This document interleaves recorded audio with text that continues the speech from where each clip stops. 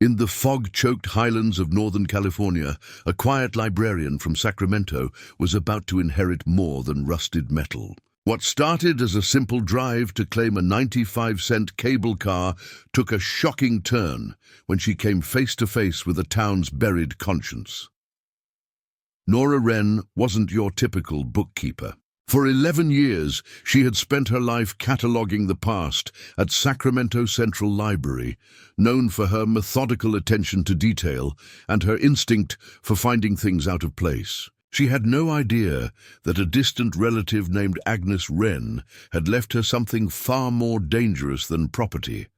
When she encountered cable car 95 suspended 200 feet above a gorge, she had no idea she was walking into a 20-year-old murder conspiracy. The letters hidden inside the car, the carved warnings in the metal, and the watchful eyes of a town haunted by guilt would pull her into a truth that powerful men had killed to bury. Nora's refusal to look away would lead to confrontations on cliffsides, descents into fog-filled gorges, and a final reckoning at a town festival where silence would finally shatter what began as curiosity. But an unexpected inheritance would become a fight for justice that 12 dead miners had started in 1938.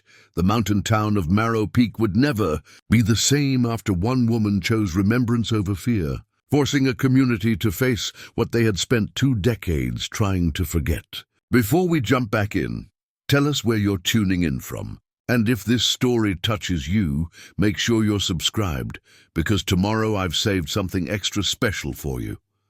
The letter arrived on a Tuesday in March, delivered by a law clerk who looked too young to drive. Nora Wren signed for it at the reference desk of the Sacramento Central Library, her hands still smelling of book dust and leather binding glue. She had worked there for 11 years. The envelope was thick cream paper, the kind that announced importance before you opened it. Inside was a single page from the law offices of Hendricks and Moore in Shasta County, informing her that she had inherited property from the estate of Agnes Wren. Nora stared at the name. She had no relatives named Agnes. Her parents died when she was 7, a car accident on Highway 99 that left her with an aunt who raised her dutifully but without warmth. That aunt passed 3 years ago, leaving Nora alone except for her books and her routines. The property was described as Lot Number 95, Marrow Peak Tramline, assessed value $0.95. The transfer fee was 95 cents. She paid it the next day. The drive north took 4 hours through pine forests that grew thicker as the altitude climbed. The air changed around mile marker 187, becoming colder and thinner, carrying the scent of old snow and wet stone. Nora had borrowed a Kodak Brownie camera from the library's collection, thinking she might document whatever rusted metal she found. She expected scrap, maybe a story to tell at work. The road narrowed to gravel at the Marrow Peak turnoff. A faded wooden sign read, "Historic Mining District, No Services." She drove another 6 miles, until the road simply ended at a clearing where fog pressed against the windshield like something alive. She stepped out of her Ford Fairlane into silence so complete it hurt her ears. The fog moved in layers, revealing and concealing. Through gaps in the white, she saw cables stretching across a gorge she couldn't see the bottom of. The cables were thick as her arm, rusted orange and brown, sagging between enormous towers built from riveted iron, and suspended there, 200 feet above nothing, was a cable car. It hung motionless, its red paint faded to the color of dried blood. The car was the size of a small room, maybe 10 feet wide and 15 feet long, with windows that reflected fog back at her. She could see a door on the side facing her, closed but hanging slightly crooked on its hinges. Nora walked to the edge of the clearing, where a stone platform jutted out over the gorge. The cable continued from there, disappearing into fog on both sides. She raised the camera and took 3 photographs, the shutter clicking loud in the stillness. "You the one from Sacramento?" She turned so fast she nearly dropped the camera. A man stood 20 feet behind her, having appeared without sound. He was perhaps 60 years old, wearing work clothes that had seen decades of use. His face was weathered, the way faces get when they spend every day outdoors, lines carved deep around eyes that watched her without blinking. "I'm Nora Wren," she said. "I know what you inherited." His voice was rough, like someone who didn't use it often. "Elias Thorne. I maintain the site. She looked around at the rusted towers, the decaying platform, the cable car swaying slightly in wind she couldn't feel. "Who pays you to maintain this?" "Nobody pays me." He walked closer, his boots making no sound on the packed earth. "I just do it." Nora studied him. He carried a canvas bag over one shoulder, and his hands were stained with oil and rust. "How long has the tramline been abandoned?" 20 years. "Since 1938, and you've been maintaining it all that time?" Elias didn't answer. He looked past her at the cable car, and something crossed his face too quick to name. "You planning to sell it for scrap?" "I don't know what I'm planning." She turned back to the car. "Can I get inside it?" "No." "Why not?" "Because the mountain doesn't give things back." He said it matter-of-factly, the way someone might say it's going to rain. "Whatever you're looking for up here, you won't find it in that car." Nora felt something shift in her chest. That same feeling she got when she found a book misshelved in the wrong century. Something out of place that needed correcting. "I'm not looking for anything. I just want to see what I inherited." "Then you've seen it." Elias adjusted the bag on his shoulder. "Now go back to Sacramento. That's not how curiosity works." "No," he said quietly. "It's not." He walked past her to the tower, where she now noticed a control box bolted to the iron framework. He opened it with a key from his pocket and examined something inside. She watched him check gauges and turn valves with practiced movements, maintaining machinery that hadn't moved in 20 years. "Why do you do this?" she asked. Elias closed the control box carefully. "You should go before the fog gets thick. The road back is dangerous when you can't see." "You didn't answer my question." "I know." He walked away from her, back toward the trees. After 10 steps, he stopped without turning around. "There's a cabin for rent in town, Mrs. Paulson's place. Tell her I sent you. She'll give you a fair rate. I wasn't planning to stay. Then you should leave now, before dark." He disappeared into the trees, and Nora was alone again with the fog and the hanging car and the silence that pressed against her ears. She took 4 more photographs, capturing the brass plate she hadn't noticed before on the car's door. It was small, maybe 3 inches across, engraved with simple numbers. Number 95. She drove back to town as the sun began setting behind the mountain. The fog followed her down. Mrs. Paulson's cabin was small but clean, smelling of pine soap and old wool blankets. Nora paid for 3 nights in advance, telling herself she would leave after that. The old woman who rented it to her had kind eyes and hands that shook slightly when she counted change. "Elias sent you?" Mrs. Paulson asked. "Yes. Do you know him well?" "Everyone knows Elias. He's been here longer than most." She handed Nora a key. "The cabin has a wood stove. Matches are on the mantel. Don't let the fire go out at night. It gets cold up here, even in spring." That night, Nora lay in the narrow bed, listening to sounds she didn't recognize. Wind in trees that weren't Sacramento's oaks. Some kind of bird calling questions into the dark. And once, around 2 in the morning, the distant sound of metal creaking under strain, like cables taking weight. She told herself it was just the wind. She didn't believe herself. Morning came late to Marrow Peak, the sun struggling through fog that never completely lifted. Nora walked the 6 blocks that constituted the town's center, photographing buildings that looked like they were slowly sinking back into the mountain. Most of the storefronts were closed, their windows dark or papered over. She counted 3 businesses still operating, a general store, a diner, and something called Greer's Hardware that looked too nice for a dying town. The general store was first. A bell rang when she opened the door, and the woman behind the counter looked up from a ledger she'd been writing in. She was perhaps 70, with silver hair pinned back severe, and eyes that assessed Nora in 3 seconds. "You're the Wren girl," the woman said. Not a question. "Nora Wren, yes." "And you are?" "June Calder. I own this place and have for 40 years." She closed the ledger. You look like Agnes. Nora felt something catch in her throat. You knew her. Everyone knew Agnes. Smart woman. Too smart for her own good, some said. June stood slowly, her movements careful in the way of someone whose bones hurt. What brings you to Marrow Peak? I inherited something from her. A cable car. June's face didn't change, but something happened behind her eyes. Lot 95, yes, and you came all the way from Sacramento to see a piece of rusted metal. I came to understand why she left it to me. Nora walked along the shelves, noting how carefully everything was organized. Canned goods arranged by type and date. Dry goods in glass jars with handwritten labels. This was a store run by someone who believed in order. What happened to the tramline? Collapsed. During a storm in 1938, killed several miners. June's voice was flat, reciting facts. The company shut down after that. Town's been dying ever since. Elias Thorne maintains the site. Elias does a lot of things that don't make sense to other people. June moved to a shelf and began rearranging cans that looked already perfectly arranged. If you're smart, you'll sell whatever you inherited and go back to your library. How did you know I work at a library? Agnes told me years back, before she passed.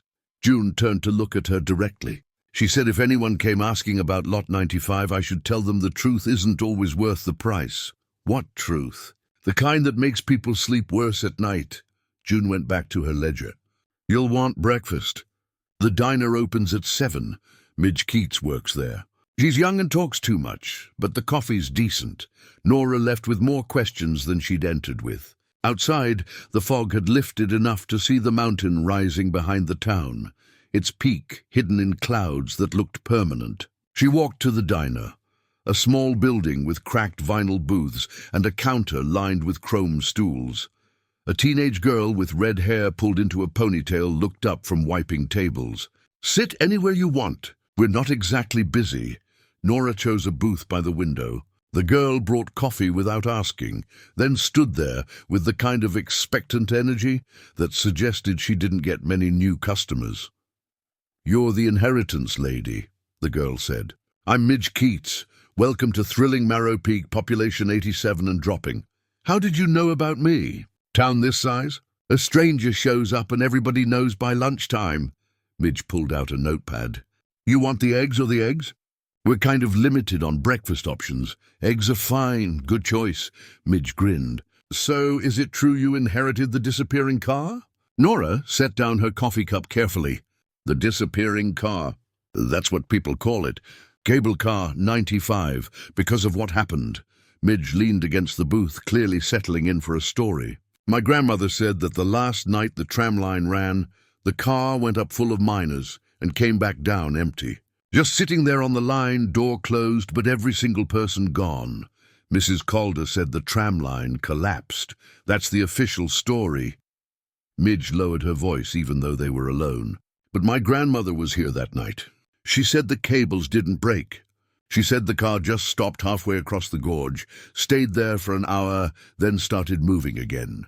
When it reached the platform, nobody was inside. Where did the miners go? Nobody knows. Some people say they jumped, some say something took them. Midge straightened up as if remembering she had a job. I'll get your eggs. Nora spent the rest of breakfast thinking about disappearing miners and Agnes Wren, who she'd never met, but who had apparently known about her. When she paid, Midge included her phone number on the receipt, in case you want someone to show you around, Midge said. I get off at 3. The Shasta County archives were housed in a stone building that had once been a bank. A bored clerk pointed Nora to the mining record section, where boxes of documents gathered dust on metal shelves. She found the Marrow Peak files in box 47, third shelf from the bottom. The official report on the tramline collapse was typed on thin paper yellowed at the edges. Date, November 12, 1938. Time, approximately 9:15 p.m. The western support tower had failed during severe winds, causing cable car 95 to fall into the gorge with 12 miners aboard. Bodies recovered, 0. The gorge was too deep and the terrain too unstable for recovery operations. The case was closed by December, But clipped to the report was a newspaper article from the Shasta Herald, dated 2 weeks before the collapse. The headline read, "Miners threaten strike over safety violations." Nora photographed both documents. Then she found what she was looking for in a folder marked Legal Disputes 1935-1940, a civil suit filed by the Miners Union of Northern California against Marrow Peak Mining Company, alleging negligence, unsafe working conditions, and illegal dumping. The plaintiff representative was listed as Agnes Wren, union organizer. She photographed 6 more pages before the clerk announced closing time. Walking back to the cabin, Nora felt eyes on her.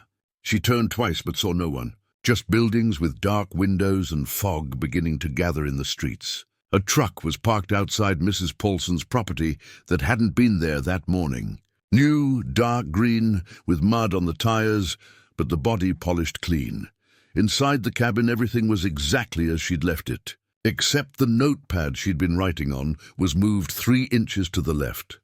Nora checked the door lock. It was solid. The windows were latched from inside. She told herself she was being paranoid, that Mrs. Paulson had probably come in to check the wood stove, but the hairs on the back of her neck said otherwise. She made dinner from cans bought at June's store, then spent the evening reviewing her photographs by lamplight. Agnes Wren had been a union organizer fighting the mining company. The tram line had collapsed 2 weeks after miners threatened to strike. And somewhere in all of this was a cable car that allegedly swallowed 12 men and returned empty. Nora thought about Elias warning her away. June telling her truth has a price. Midge's grandmother seeing an impossible thing. She thought about inheritance and how sometimes people leave you things not as gifts but as responsibilities. That night, she didn't let the fire go out. Morning came with a decision. Nora drove back to the tramline site carrying bolt cutters she'd bought from Greer's Hardware. The young man at the counter had looked at her oddly, but said nothing. Small towns taught people not to ask questions. Elias wasn't there. The clearing was empty except for fog and the cable car hanging motionless above the gorge. Nora walked to the control tower and examined it closely in daylight. The cable system was more complex than she'd realized. 2 main cables supported the car, with a third, smaller cable running through a pulley system for movement. All of it rusted but still intact after 20 years. She found what she needed at the base of the tower, a maintenance ladder bolted to the iron framework, leading up to a catwalk that ran along the cable toward the car. The ladder was solid despite its age. She climbed. At 30 feet up, the mountain spread below her in layers of green and gray. The gorge was still invisible beneath its blanket of fog. The cables hummed slightly in the wind, a sound like distant singing. The catwalk was 18 inches wide, with a single guide rail on the outer edge. She moved carefully, not looking down. The cable car was 50 feet out from the tower. The catwalk ended at a platform built into the car's roof. Nora pulled herself up and found a hatch secured with a rusty padlock. The bolt cutters made short work of it. She dropped through the hatch into musty darkness. The interior smelled of rust, old oil, and something else. Pine sap, maybe. Her eyes adjusted slowly. Wooden benches lined both sides of the car, facing inward. The windows were thick. Glass, scratched but not broken. The floor was metal grating, and through it she could see fog moving far below. Nora ran her hands along the walls, feeling the texture of old paint and cold metal. She checked the door, locked from the outside, which seemed wrong for a passenger car. She examined the benches, lifting the seat cushions that crumbled under her touch. Under the third cushion on the left side, she found it. The false bottom was clever, almost invisible. A metal panel set flush with the bench frame, held in place by 4 small bolts. She used a screwdriver from her pocket to remove them. The panel came free with a scrape of metal on metal. Inside the compartment was a bundle wrapped in oilskin, tied with cord that had survived decades because someone had wanted these things preserved. Nora lifted the bundle carefully and carried it to the window where light was better. Her hand shook as she untied the cord. Inside was a thick stack of papers, letters mostly, written on different types of stationery. She read the first one, to the Marrow Peak Mining Company Board of Directors. My husband has not been paid in 6 weeks. His crew is working shifts of 14 hours in conditions you would not keep animals in. If you do not address this immediately, we will take action. Signed, Catherine Morrison, October 1938. The second letter. My brother saw them dumping barrels into the gorge at night. Barrels marked with chemical symbols. He tried to report it and was fired the next day. Someone needs to answer for this. Signed, Thomas Chen, September 1938. There were 23 letters in total, all from families of miners, all describing unsafe conditions, unpaid wages, threats and cover-ups, all dated between August and November 1938. Telling and preparing this story took us a lot of time, so if you are enjoying it, subscribe to our channel. It means a lot to us. Now back to the story. At the bottom of the stack was a photograph, 5 inches by 7 inches, slightly faded but clear. It showed a group of 12 men standing in front of cable car 95. They wore work clothes and hard expressions. One man in the front held a sign that read, "Strike November 15th. Nora turned the photo over. Written on the back in pencil, the ones who knew too much. A. Wren. She studied the faces. Most she didn't recognize, but the man on the far right, younger and without grey in his hair but unmistakable, was Elias Thorne. She photographed everything with her brownie, using the last of her film. Then she wrapped the papers carefully and climbed back through the hatch. The descent was harder than the ascent, her legs shaking from adrenaline and fear, and something that felt like knowing too much too fast. Elias was waiting at the base of the tower. "I told you not to go in there," he said. Nora held up the bundle.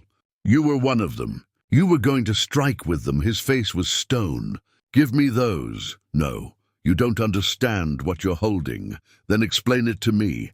She moved away from the tower, putting space between them. 12 miners disappeared from that car on November 12, 1938, 2 days before a planned strike. 2 weeks after Agnes Wren filed a lawsuit against the mining company.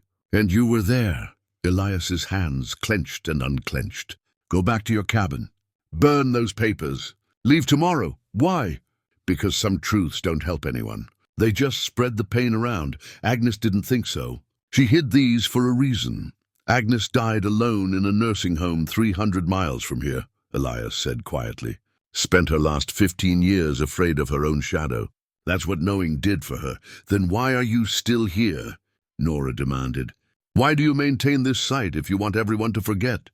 Something broke in his face. For a moment she saw the young man from the photograph, scared and angry and trapped. "Because I can't forget." He turned and walked away, disappearing into the trees before she could ask anything else. Nora drove back to the cabin faster than she should have, the bundle on the passenger seat beside her. Her mind was racing. 12 men planning to strike. 12 men disappearing. A mining company with everything to lose. And Elias, survivor and witness, spending 20 years tending the machine that had swallowed his friends. The cabin was exactly as she'd left it, until she opened the door. Papers everywhere, her notepad torn to pieces, the photographs she'd printed from the archives scattered across the floor, the drawers pulled out and emptied. Someone had gone through everything she owned, with violent thoroughness, but they'd missed the oilskin bundle she was carrying. Nora stood in the wreckage of her temporary home and understood that June Calder had been right. Truth had a price, and someone in Marrow Peak thought she was getting too close to paying it. She gathered what she could salvage, checking each item carefully. Her camera was still on the table where she'd left it, which meant whoever did this either didn't care about photographs or didn't know she'd been taking them, or they wanted her to know they were watching. Nora locked the door and pushed the single chair under the doorknob.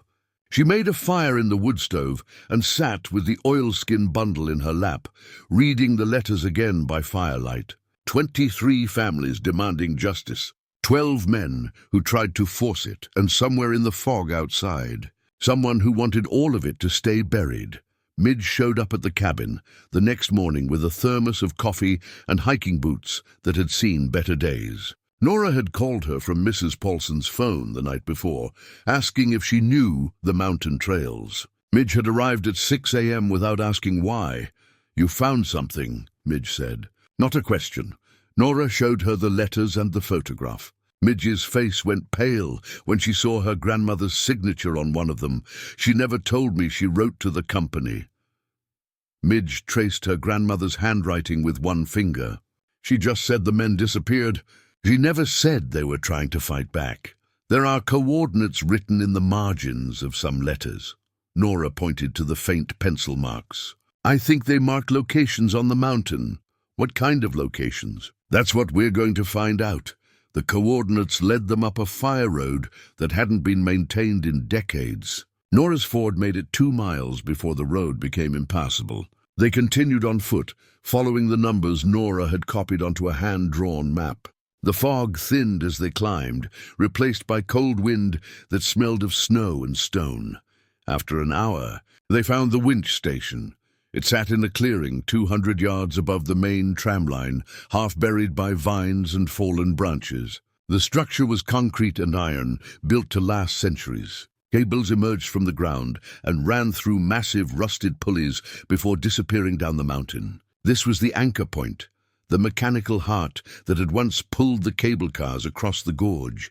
Midge walked the perimeter while Nora examined the machinery. Bolted to the main winch was a brass plaque, tarnished green with age. She brushed away decades of grime and read "Marrow Peak Tram Line, erected 1892, in memory of those who built the mountain's future." Below that, a list of names. But someone had taken a metal file or chisel and systematically scratched out 7 of them, leaving only deep gouges in the brass. Nora. Midge's voice was tight. "Someone's been here recently." She pointed to fresh boot prints in the soft earth near the tree line. Large prints made by work boots, and cigarette butts, maybe a day old, scattered near a flat rock that would make a good lookout point. "We should go," Midge said. "Not yet." Nora photographed the plaque, the machinery, the boot prints. She was documenting everything now, building evidence like Agnes had tried to do. "There has to be more." She found it behind the winch housing. A concrete bunker, its door rusted open. Inside were maintenance logs in waterproof boxes, dating back to 1935. She flipped through pages of technical notes until she found November 1938, November 10th, cable tension, irregular. Reported to supervisor. November 11th, supervisor says ignore. Keep running. November 12th, emergency shutdown. The incident report. The incident report was missing. Someone had torn it out, leaving only ragged edges in the binding. "We need to leave. Now." Elias stood at the clearing's edge, breathing hard like he'd been running. His face was furious, in a way that looked like fear wearing the wrong mask. "I told you to stay away from here." "You told me a lot of things." Nora stood her ground. None of them were the truth. "The truth is, you're going to get yourself killed. And probably this girl too." He looked at Midge. "Your grandmother would be ashamed." "My grandmother deserved better than silence." Midge shot back. The sound of an engine cut through the wind. A new truck, dark green and too clean for these roads, pulled into the clearing. A man stepped out wearing khakis and a fleece jacket that probably cost more than Nora made in a month. He had silver hair and a smile that didn't reach his eyes. "Miss Wren, I presume." He extended a hand she didn't take. "Silas Greer. I'm the mayor of Marrow Peak, also the current owner of this property." "The winch station?" "The entire ridge. It's been in my family since 1891. His smile widened. "I'm afraid you're trespassing." Nora held up the maintenance logs. "I'm researching historical records." "There's no law against that." "Technically true." Silas walked closer, his shoes too nice for the terrain. "But there are laws about breaking and entering, disturbing private property, interfering with historical preservation sites. This isn't preserved. It's abandoned. Semantics can be so interesting, can't they?" He glanced at Elias.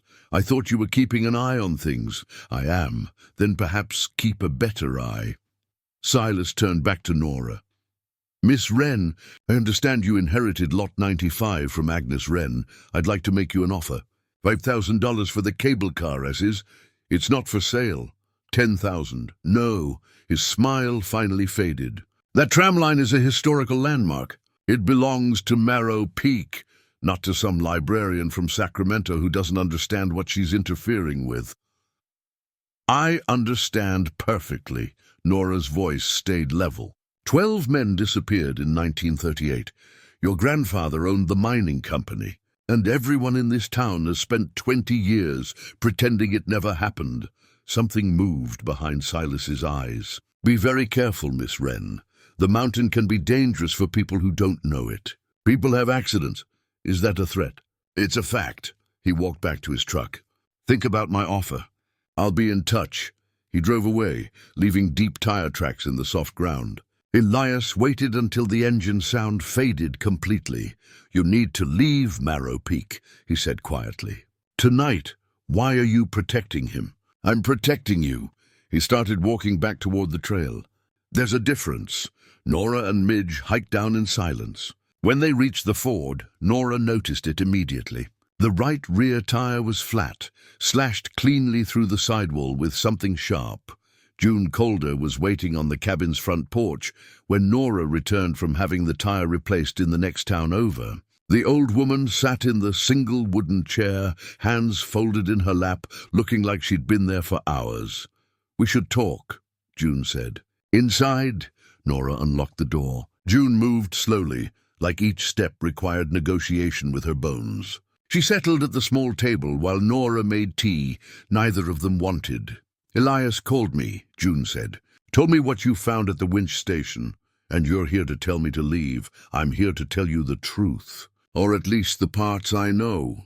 June wrapped her hands around the teacup for warmth. My father was Henry Calder. He was the union representative before Agnes took over. He was one of the 12 men in that cable car. Nora sat down slowly. June, I'm sorry. Don't be sorry yet. Save it for after. June stared into her tea like it held answers. The miners knew the company was cutting corners. 14-hour shifts. No safety equipment. They were dumping chemical waste straight into the gorge. When men got hurt, the company doctors said it was their own carelessness and refused compensation. The letters mentioned that. The letters were just the beginning. My father and the others, they weren't just going to strike. They had proof. Photographs of the dumping. Maintenance logs showing the company ignored safety warnings. Financial records proving they were skimming wages. They were going to take it to the state inspectors in the cable car. June nodded. November 12th, 1938. They were supposed to ride the tram line down to the lower station where a reporter from San Francisco was waiting. They loaded everything into cable car 95. Documents, photographs, everything. What happened? Someone cut the cable. June said it flatly, no emotion in her voice. Not an accident. Not a storm. Someone took a saw or bolt cutters and cut through the support cable while the car was over the deepest part of the gorge. The cabin felt suddenly colder. The men fell, the men and all their evidence. The gorge is 600 feet deep in that section. The company sealed it with rockfall the next week, said it was too dangerous for recovery. June's hands shook around the teacup. My mother received a widow's pension. So did all the other families. $500 each. Paid by the Greer family personally. Blood money, survival money. June looked at her directly. You have to understand. This town was dying. The mine was all we had. If the company shut down, everyone starved. So we took the money and we stayed quiet and we raised our children on that silence. But Agnes didn't stay quiet. Agnes tried to reopen the investigation in 1939, then again in 1945, and again in 1952. Each time she got shut down. Each time she got a little more alone. June stood slowly. The last time I saw her was 1954. She came to the store and asked if I would testify about what my mother told me. I said no.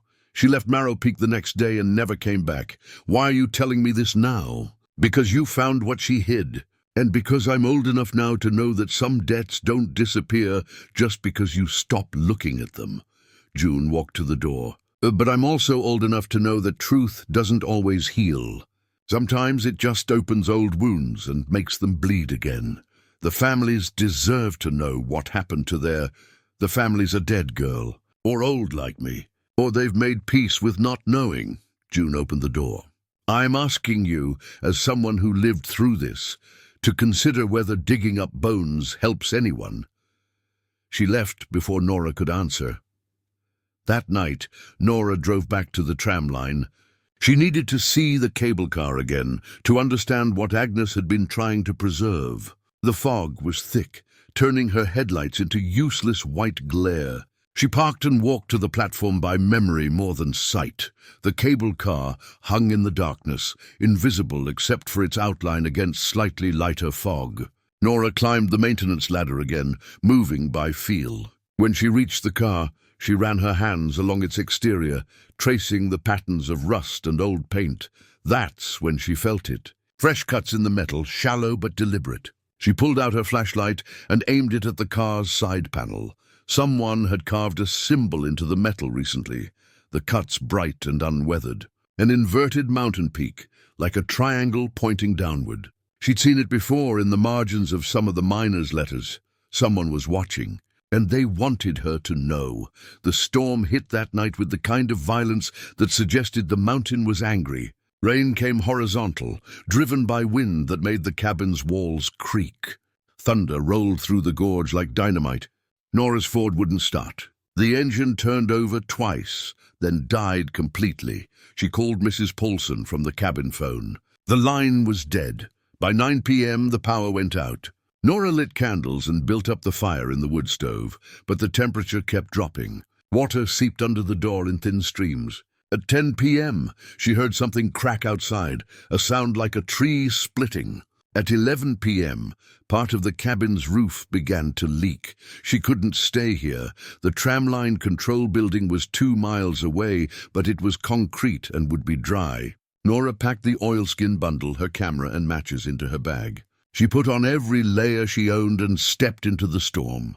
The hike took an hour. Rain soaked through her clothes in the first 10 minutes. The wind tried to push her off the fire road. Lightning lit the mountain in stark flashes that showed trees bent almost parallel to the ground.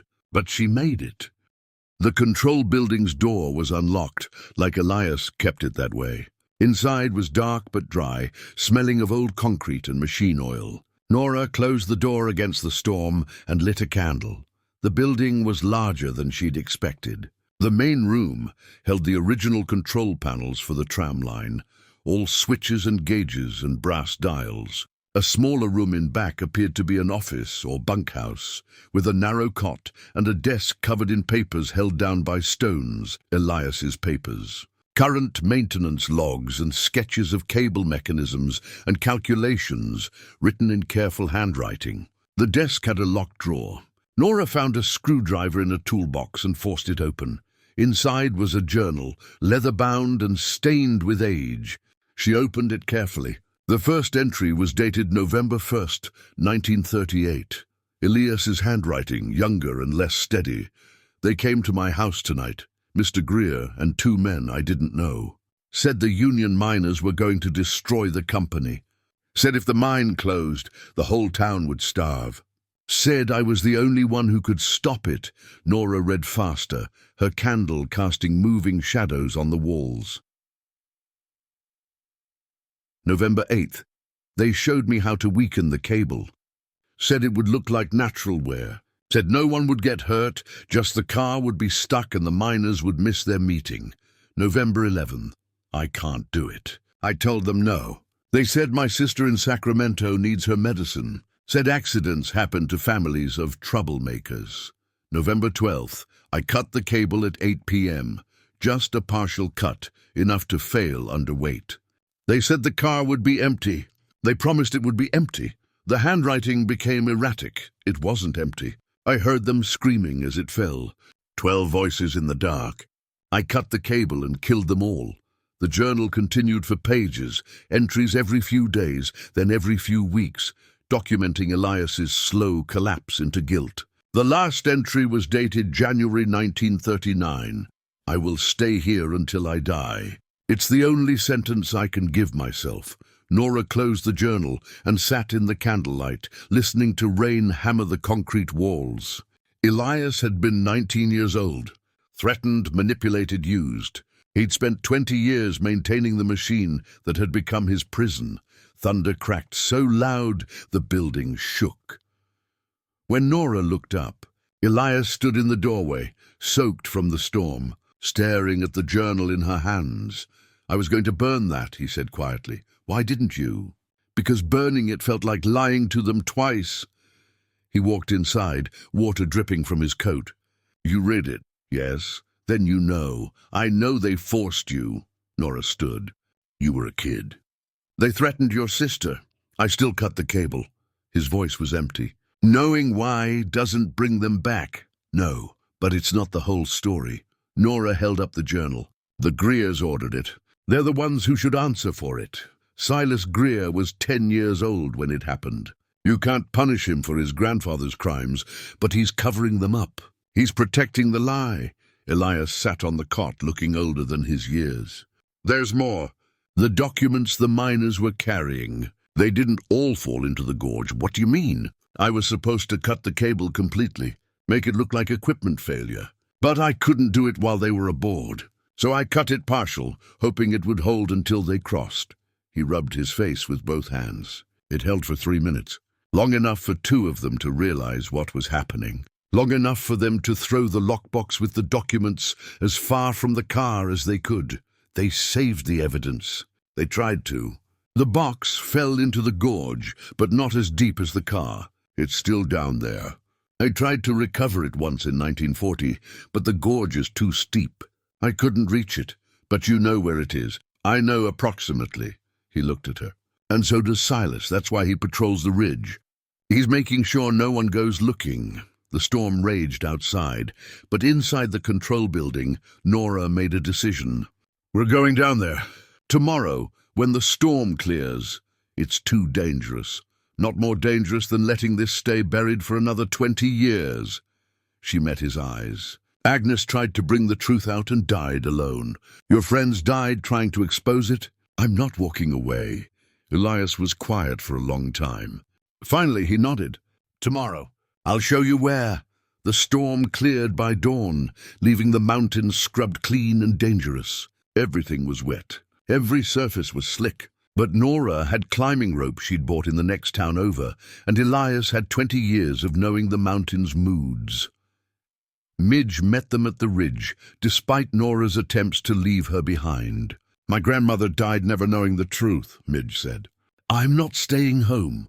They hiked to a point directly above where Elias remembered the lockbox falling.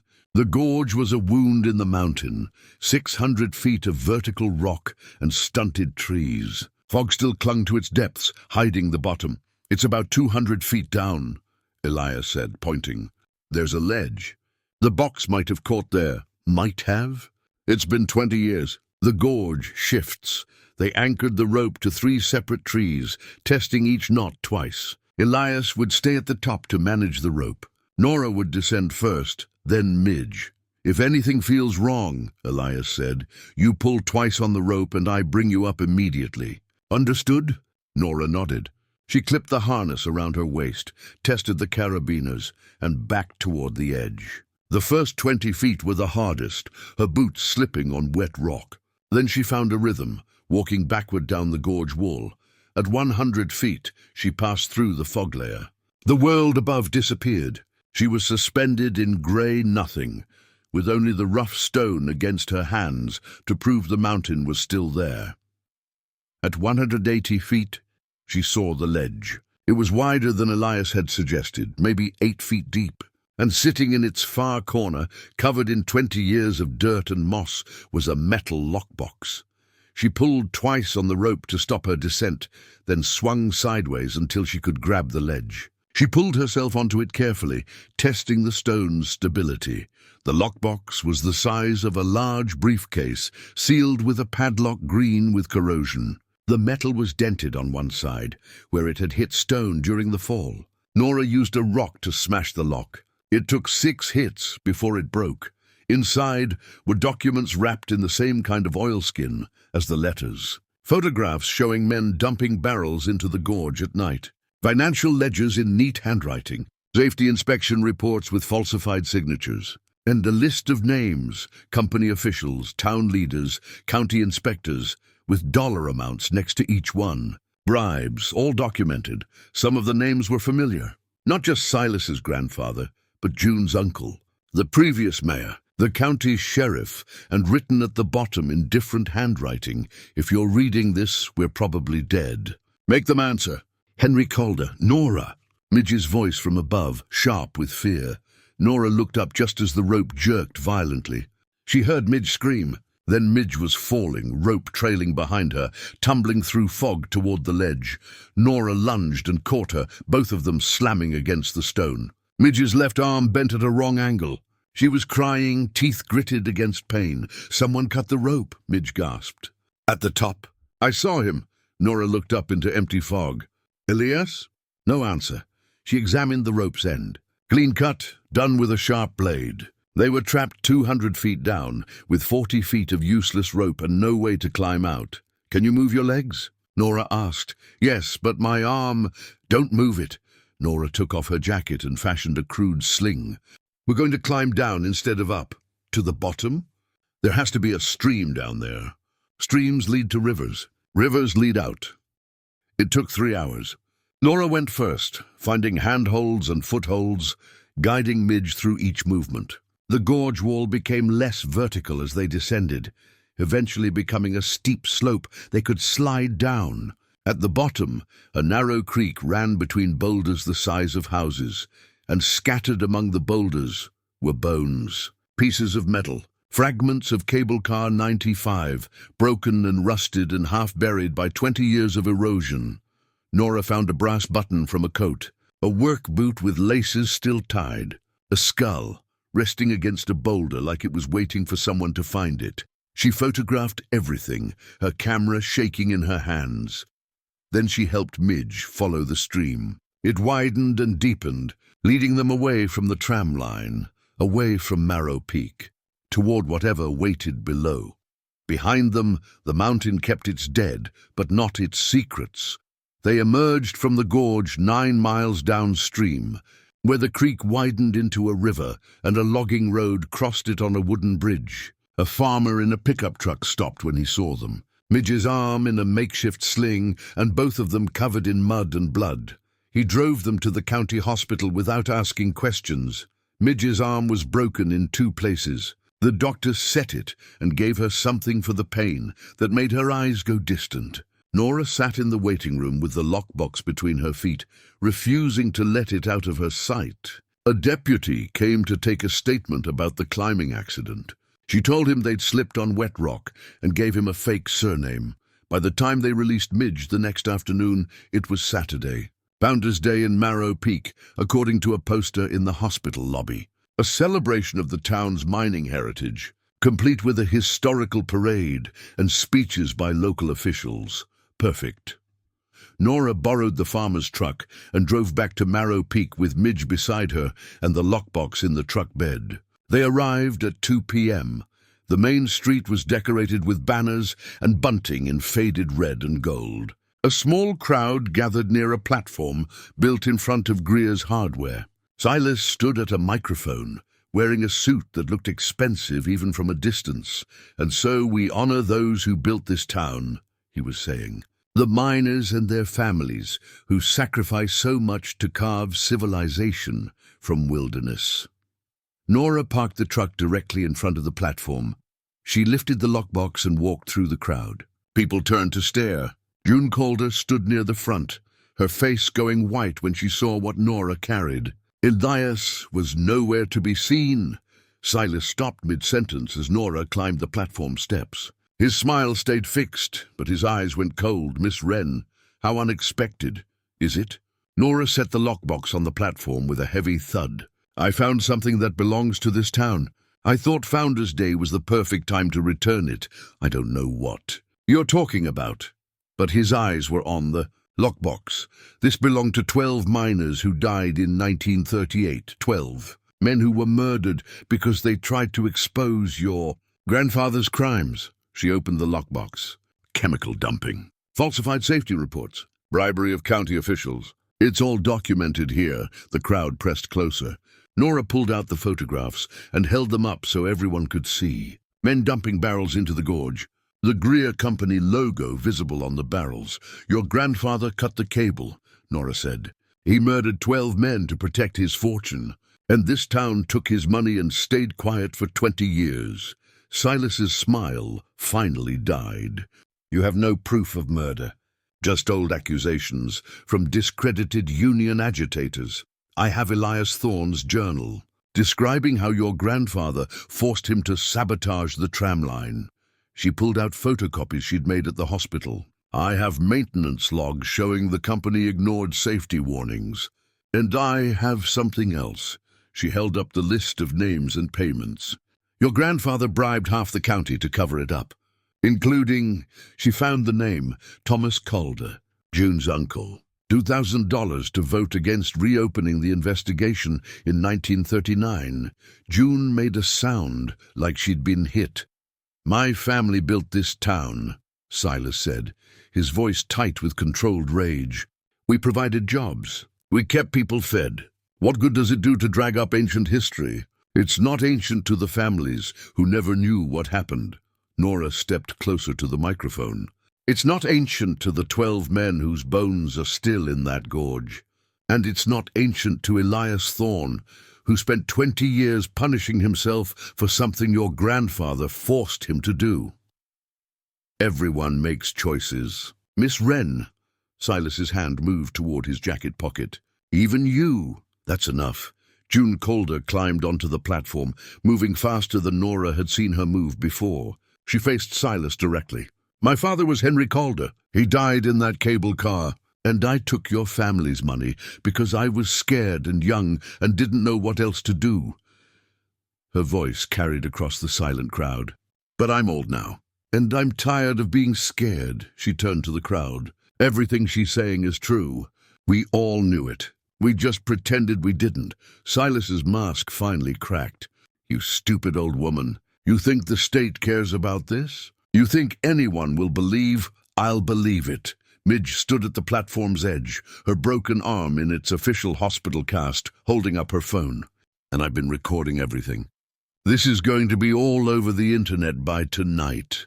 Silas looked at her, then at Nora, then at the crowd of faces staring back at him. His hand emerged from his pocket holding a checkbook. Name your price. All of you. Name it and this goes away. No, Nora said.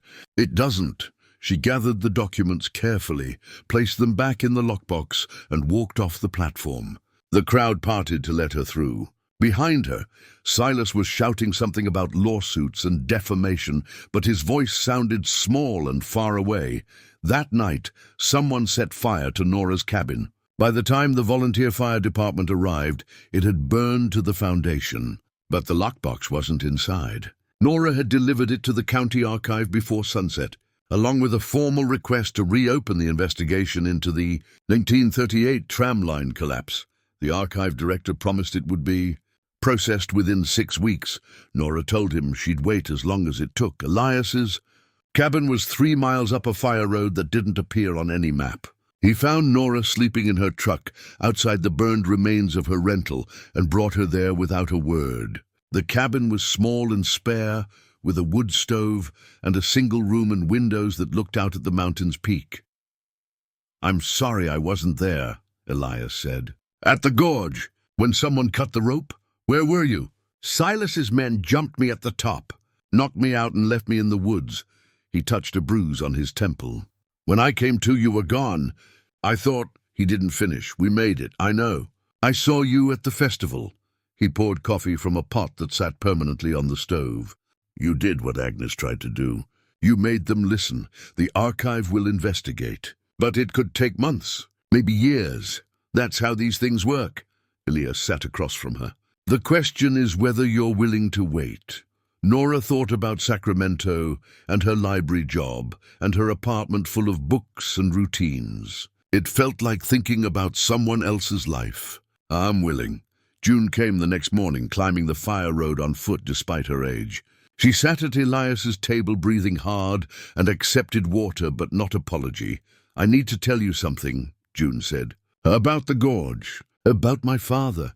You don't have to." "Yes, I do." June's hands shook around the water glass. "After the cable fell, the company said the gorge was too dangerous for recovery. They sealed the area with a controlled rockfall, made it illegal to enter." She paused. "But my mother didn't believe my father was down there. She thought maybe he'd survived somehow. Gotten out. Why? Because his body was never identified. None of their bodies were. The company just said they recovered remains and held a mass burial. Closed caskets." June looked at Elias. "You were there that night. Did you see it fall?" "No, I cut the cable and ran. I was a coward." His voice was flat. "I never looked." "Then we don't know for sure what happened to them." Nora felt something click into place. "The dynamite caves. That's what you're saying?" June nodded. "The old explosive storage tunnels. They're below the tram line, carved into the gorge wall. If someone survived the fall, that's where they'd go. It's the only shelter for miles. The company sealed those too." "Officially," June said, unfolding a worn map from her pocket. "But there's another way in. A ventilation shaft about a quarter-mile from the main entrance. My father showed it to me when I was a girl, before the troubles began." Elias examined the map. "That's a long hike through rough ground." "I'm not asking you to take me," June replied. "I'm too old for climbing, but she isn't." She nodded toward Nora. "If my father left anything down there, any proof, I have to know." The company wouldn't have left evidence," Elias said. "They didn't know about everything the miners hid," June answered sharply. "They were planning a strike. They were careful about where they kept things." Her gaze hardened. "I need to know if my father died fighting to expose them or if he just died alone, in the dark." At dawn, Elias and Nora set out with ropes, flashlights, and enough water for the day. The shaft was exactly where June's map showed it, concealed behind 2 decades of wild blackberry vines. It slanted steeply into shadow, 4 feet wide. "Last chance to turn back," Elias said. "Not turning back." They descended for an hour, sliding more than climbing along worn stone steps. At the bottom, the shaft opened into a tunnel, carved from solid rock. The air was cold, metallic, old. Flashlight beams caught tool marks from miners who had worked by lantern light a century earlier. 200 feet in, they found the first skeleton. It rested against the wall, still in tattered work clothes, a rusted hard hat beside it. The skull faced the darkness ahead, as if waiting for something that never came. "Henry Calder," Elias murmured, lifting a corroded badge. "Union representative." Farther in, they found 11 more skeletons, gathered in a circle in what had once been a dynamite store. Some had broken bones from the fall, most did not. They'd survived the collapse only to suffocate underground. In the center lay a wax-sealed leather satchel. Inside were documents, photographs, and a letter written in a shaky hand. "To whoever finds this, we survived the fall, but the entrance is buried. We've been digging for 3 days. The air's running thin. If you're reading this, make them answer for what they did. Don't let them bury us twice." Henry Calder, November 15th, 1938. Nora was photographing the chamber when the mountain moved. Not quite an earthquake, more like a slow exhale. Dust drifted down, stones clattered loose. Then the wall gave way with a thunderous roar. "Run!" Elias shouted, shoving her toward the shaft. They ran as the tunnel crumbled behind them, stones pelting their backs. The chamber of the dead collapsed, the mountain finally releasing its hold. They burst into the dawn, coughing, bleeding from scrapes. Behind them, the shaft groaned and sealed itself. Elias's leg was badly twisted. Nora half carried him up the slope. On the road above, a sheriff's truck waited, and June stepped out. "You found them," she said. "Yes," Nora replied. "All 12. June sank onto a boulder, silent tears shaking her shoulders. Nora sat beside her, holding her while Elias watched the mountain settle. It took 8 weeks for the state to investigate. 9 of the 12 were identified. The recovered documents reopened the case, and the Historical Society's report exposed the Marrow Peak cover-up. Mayor Silas Greer resigned the same day. But that wasn't the end. Months later, while Nora photographed Cable Car 95, Greer appeared, disheveled, gun in hand. "You ruined my family's legacy," he said. "Your family ruined itself," Nora answered. "I just told the truth. The town's dying now. Businesses gone, people leaving, all because you couldn't let the past rest." He raised the gun. 50,000 in my truck. Take it, disappear, tell them the documents were fake." "No." "Then you die here." "Another accident on the mountain." Nora didn't move. "Elias knows I'm here. Elias is a broken man. No one will listen." He stepped closer. "Choose money or death." Nora looked at the rusting cable car, thought of Agnes Wren, the 12 miners, Elias and June finally finding peace. "It's not your story anymore," she said. "It belongs to them." Silas lunged. Nora stumbled backward, kicked out, and his balance faltered. He slipped, arms flailing, and vanished into the fog. His scream echoed, then was gone. 2 days later, they found his body 400 feet below. The coroner called it an accident. No one argued. Nora stayed through the summer, working with the Historical Society. Midge visited on weekends. June donated her father's papers, living to see a memorial built for the 12 men of Marrow Peak. Elias never left his cabin, but Nora visited weekly. They mostly sat in silence, watching the mountain heal. In October, Nora restored Cable Car 95. On a clear morning, Elias hand-cranked it across the gorge. Nora stood alone inside, watching. The fog below, feeling the presence of all who'd come before. When the car reached the far side, she stepped into sunlight and took one last photograph. The car hung still, no longer a secret or a tomb, just history, finally laid to rest. The mountain kept its dead. But the living remembered their names.